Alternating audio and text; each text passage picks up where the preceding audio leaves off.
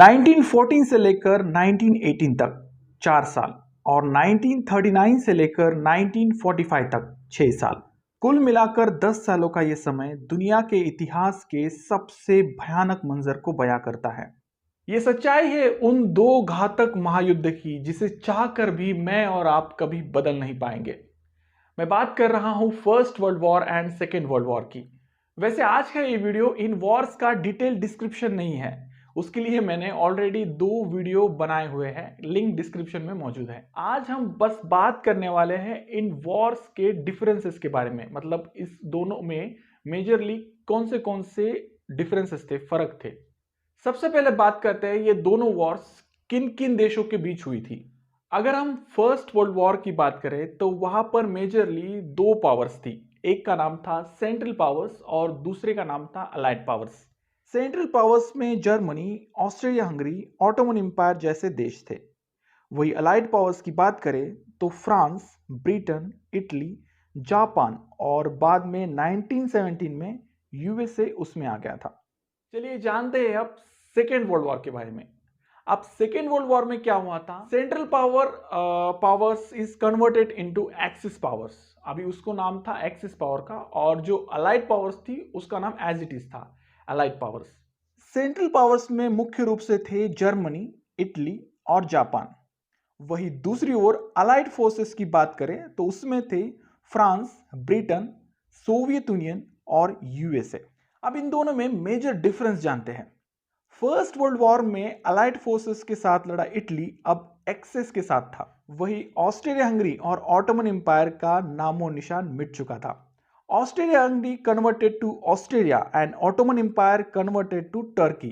First world war में allied powers का हिस्सा रहा जापान भी इस बार सेकेंड वर्ल्ड वॉर में एक्सेस फोर्सेस के साथ था। तो ये इनमें के मेजर डिफरेंसेस है।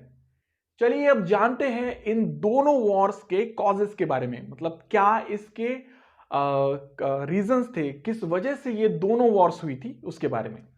फर्स्ट वर्ल्ड वॉर की बात करें तो ये 4 कॉजेस सबसे अहम माने जाते हैं: militarism, imperialism, nationalism and alliance system. अब मिलिट्रिज्म का मतलब होता है सैन्य शक्ति का बढ़ावा। अब उस वक्त जो 19th सेंचुरी थी उस वक्त में सभी जो यूरोपियंस कंट्रीज, खास करके यूरोपियंस कंट्रीज जो थी, ब्रिटेन को देखकर अपनी मिलिट्री पावर्स को बढ़ा रही थी। ओके, तो यहाँ पे सिचुएशन ये आ गई थी कि सब अपनी ताकत बढ़ा रहे हैं। उधर ब्रिटेन अपनी ताकत बढ़ा रहा है, फ्रांस अपनी ताकत बढ़ा रहा है, जर्मनी अपनी, क्योंकि सबको अल्टीमेटली क्या होना है, पावरफुल होना है अपने अपने क्षेत्र में। तो ये था कि कौन सबसे बड़ा आगे है, ये होड़ लगी थी मिलिट्रिज्म की, मिलिट्री पावर्स बढ़ाने की। तो इस वजह से क्या होगा, एक दूसरे से सब खुन्नस खा के बैठ जाएंगे ना। तो ये एक रीजन था इस फर्स्ट वर्ल्ड वॉर का। उसके बाद आता है इंपीरियलिज्म। इंपीरियलिज्म का मतलब होता है साम्राज्यवादी, मतलब किसी भी क्षेत्र को गुलाम बनाना। मतलब अभी जैसे ईस्ट इंडिया कंपनी ने इंडिया को गुलाम बनाया हुआ था। ईस्ट इंडिया कंपनी भारत में पूरा अपना क्षेत्र जमाए बैठी थी। अब भारत एक उसकी कॉलोनी थी, इंडिया एक उसकी कॉलोनी थी। तो इस प्रकार सब सोच रहे थे कि जैसे ब्रिटेन कर रहा है वैसे हम भी करेंगे। जैसे जर्मनी की अफ्रीकन कंट्रीज कॉन्टिनेंट में कुछ कॉलोनीज हो रही थी उस वक्त में।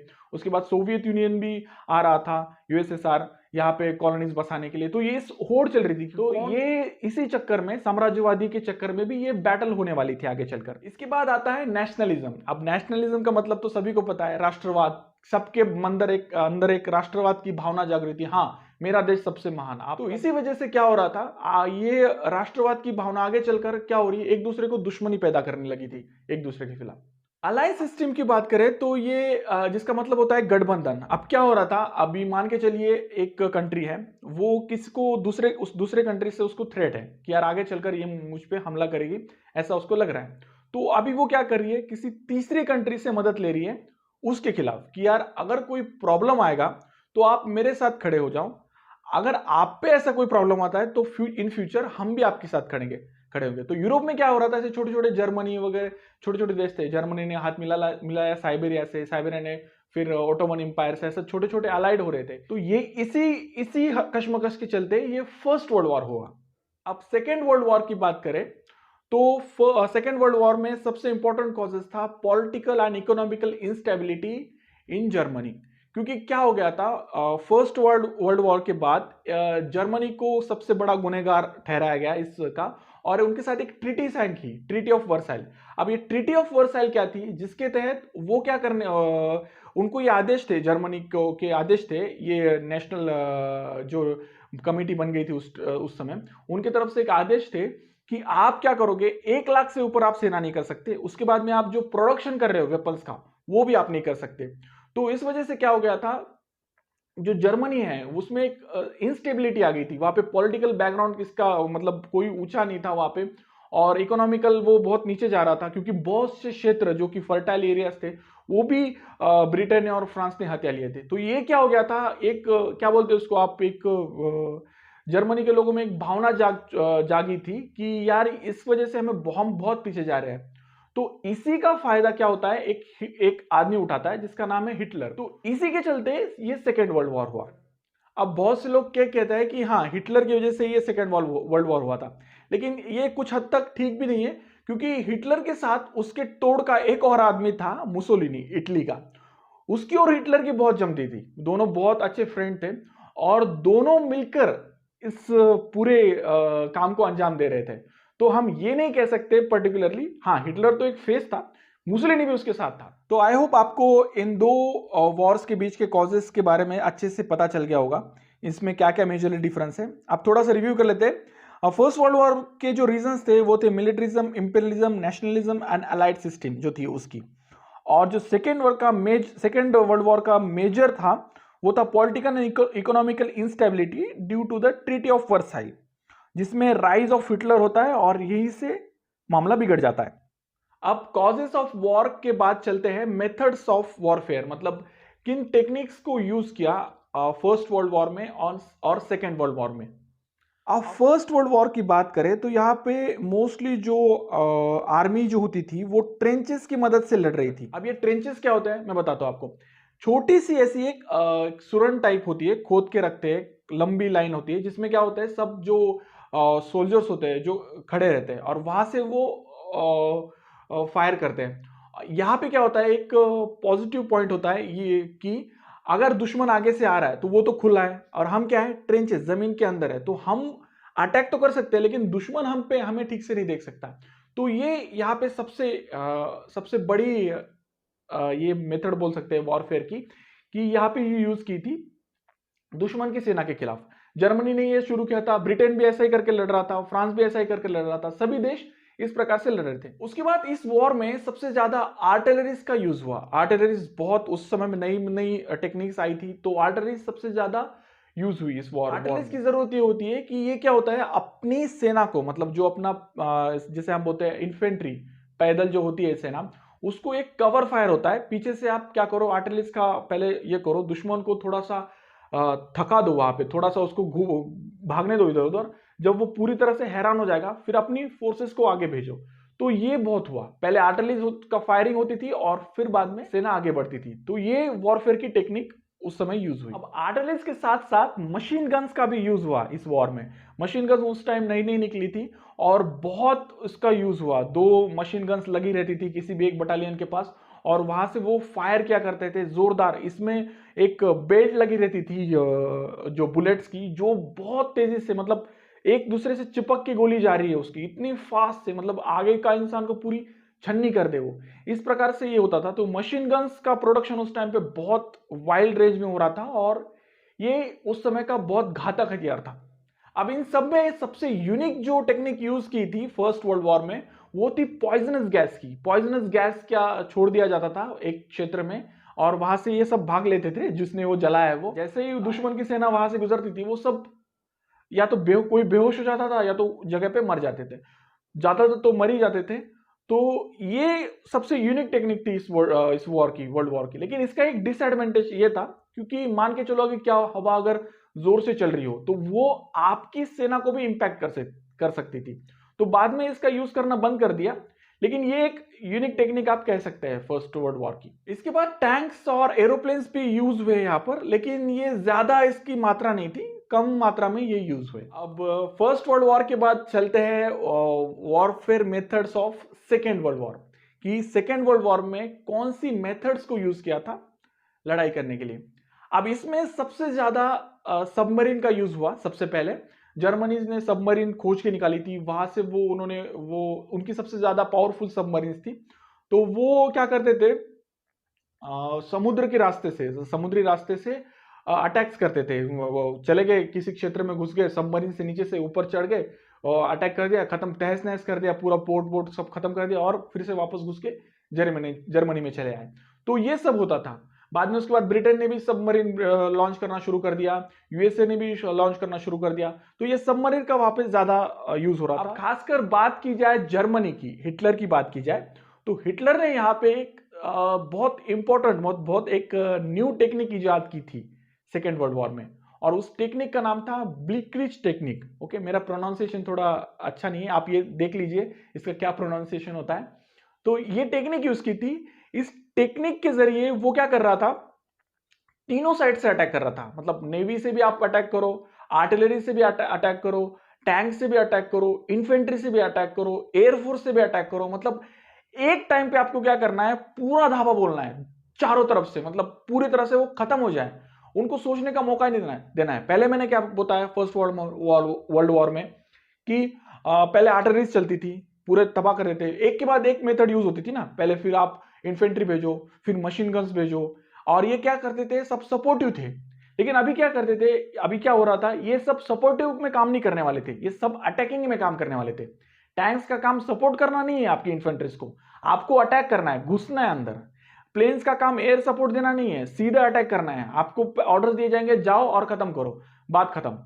तो ये टेक्निक जर्मनी ने यूज की थी। अब इसके बाद सेकेंड वर्ल्ड वॉर में सबसे घातक जो वेपन यूज हुआ था उसका नाम है न्यूक्लियर वेपन। हम सभी जानते हैं कि हिरोशिमा और नागासाकी में जो 2 परमाणु बम गिराए गए थे अमेरिका द्वारा, वो दुनिया के सबसे घातक मनुष्य हानि में माने जाते हैं, क्योंकि इसी एक ही इंपैक्ट की वजह से लगभग जो फर्स्ट वर्ल्ड वॉर में जितने मारे गए थे लोग, उससे कई ज्यादा इस एक इंपैक्ट में मारे गए थे। तो ये उस समय का बहुत बड़ा घातक हथियार था और ये यूज हुआ सेकेंड वर्ल्ड वॉर। चलिए अब इन दोनों मेथड्स को एक बार फिर से रिव्यू करते हैं।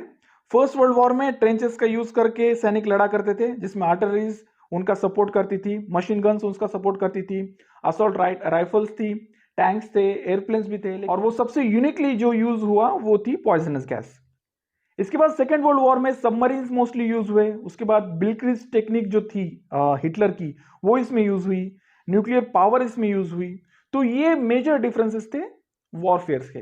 अब इन दोनों वॉर के, इन 2 अलग अलग वॉर के आउटपुट क्या थे वो हम जानते हैं कि एग्जैक्टली इसके बाद क्या हुआ, क्या कंडीशंस आई, कौन जीता कौन हारा, ये हम जानेंगे।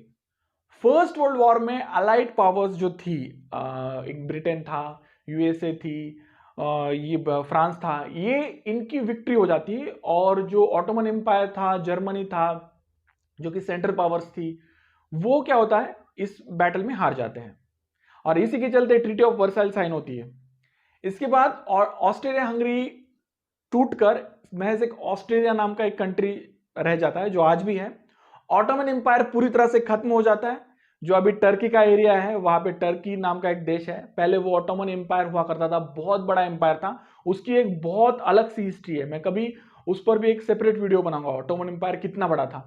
तो उस पूरी तरह से वो कोलैप्स हो गया था फर्स्ट वर्ल्ड वॉर के बाद। इसके बाद आगे चलकर कोई वॉर ना हो, इतना बड़ा जो वॉर हुआ था ये फर्स्ट वर्ल्ड वॉर, इसके बाद ये आगे चलकर ऐसा नहीं हो, इसलिए यहाँ पे एक नेशनल लीग स्टैब्लिश की थी कि सब देश मिलकर एक समझौता करते हैं कि चलो भाई ये बहुत घातक है, बहुत लोग मारे गए इसमें, आगे चलकर ऐसा कभी नहीं करेंगे, अच्छे से रहेंगे। तो ये, लेकिन ये ज्यादा देर तक नहीं चला, क्योंकि 1913 में आगे तो उसके 10-12 दिन सालों के बाद ही सेकेंड वर्ल्ड वॉर हुआ। अब चलिए जानते हैं सेकेंड वर्ल्ड वॉर के आउटकम के बारे में कि सेकेंड वर्ल्ड वॉर में कौन हारा कौन जीता। अब सेकेंड वर्ल्ड वॉर में भी अलाइड पावर्स पूरी तरह से जीत जाती है, और जो एक्सेस पावर थी Germany, Japan, Germany first time चला गया था, जापान 1945 में सरेंडर कर देता है न्यूक्लियर अटैक के बाद यूएसए के। तो यहाँ पे हम कह सकते हैं कि पूरी तरह से हार चुके थे एक्सेस पावर, उसमें अलाइड पावर्स पूरी तरह से जीत चुके थे।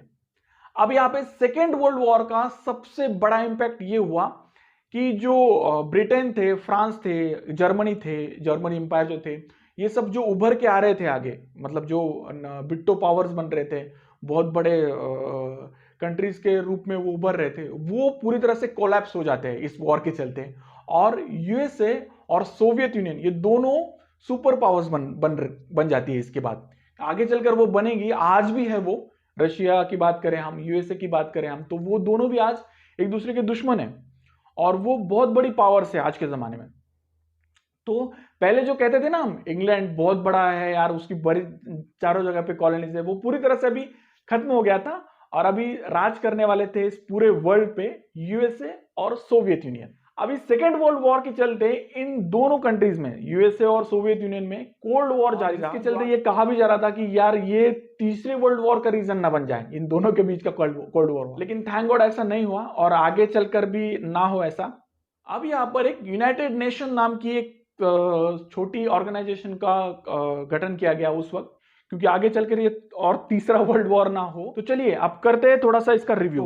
आउटकम की बात करें तो फर्स्ट वर्ल्ड वॉर जीता था अलाइड पावर्स ने, जिसमें सेंट्रल पावर्स हार चुकी थी। ऑस्ट्रिया हंगरी पूरी तरह से खत्म हो गया था, ऑटोमन एम्पायर का नामो निशान मिट गया था, नेशनल लीग की स्टैब्लिश हो गया था उस वक्त, जो आगे चलकर कोलैप्स हो गया जिसका काम। सेकेंड वर्ल्ड वॉर में अलाइड पावर जीत चुकी है। ये इसका डिफरेंस नहीं कह सकते हम, क्योंकि ये सेम हो गया था।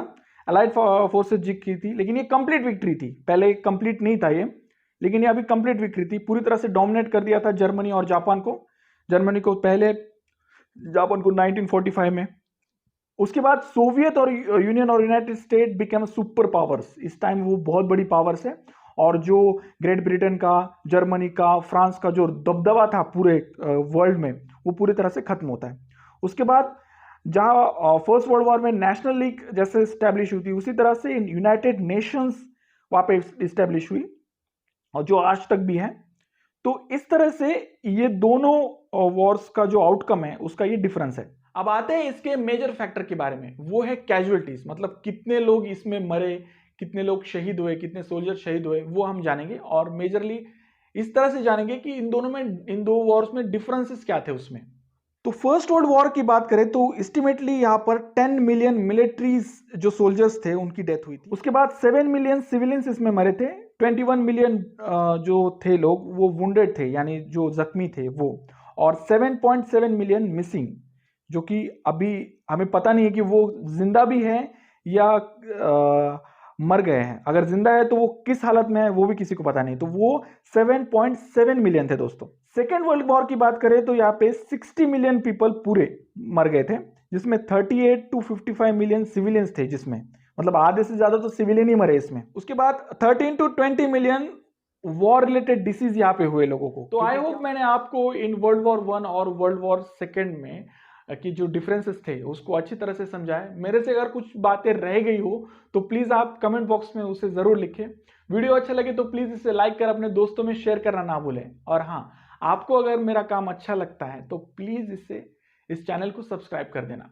मिलते हैं अगले वीडियो में ऐसे किसी इंटरेस्टिंग और इंफॉर्मेटिव टॉपिक को लेकर। तब तक के लिए धन्यवाद।